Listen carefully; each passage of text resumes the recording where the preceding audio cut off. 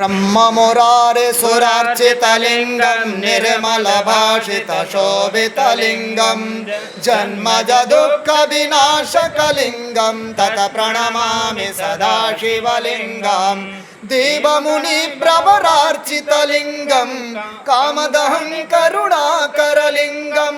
रावणदर्पविनाशकलिङ्गं तत् प्रणमामि सदा शिवलिङ्गं ब्रह्ममुरारि सुरार्चितलिङ्गं निर्मलभाषितशोभितलिङ्गं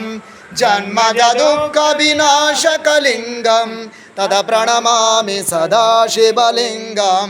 कुङ्कुमचन्दनलेपितलिङ्गं पङ्कजहार सुशोभितलिङ्गं सञ्चितपापविनाशकलिङ्गं तत् प्रणमामि सदा शिवलिङ्गं तत् प्रणमामि सदा शिवलिङ्गं तत् प्रणमामि सदा शिवलिङ्गं तत् प्रणमामि सदा शिवलिङ्गं तत् प्रणमामि सदा शिवलिङ्गं ब्रह्ममुरारे सुरार्चितलिङ्गं निर्मलभाषितशोभितलिङ्गं जन्मज दुःखविनाशकलिङ्गं तत् प्रणमामि सदा शिवलिङ्गं सर्वसुगन्धिसुलेपितलिङ्गं सर्वसमुद्भवतारणलिङ्गं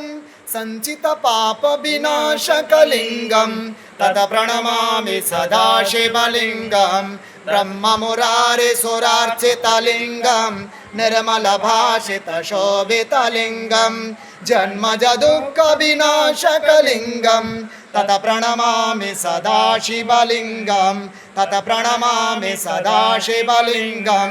दिनकरकोटिप्रभाकरलिङ्गं कामदहं करुणाकरलिङ्गं दिनकरकोटिप्रभाकरलिङ्गं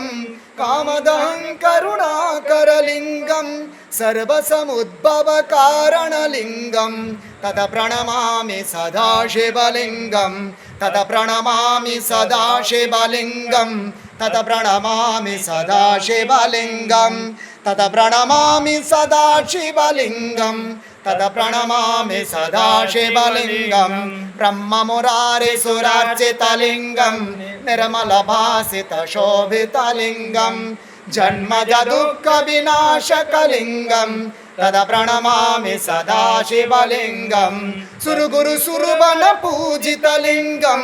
सुरवनपुष्पसदार्चितलिङ्गं परात्परं परमात्मकलिङ्गं तत् प्रणमामि सदा शिवलिङ्गं ब्रह्ममुरारे सुरार्चितलिङ्गं निर्मलभासितशोभितलिङ्गं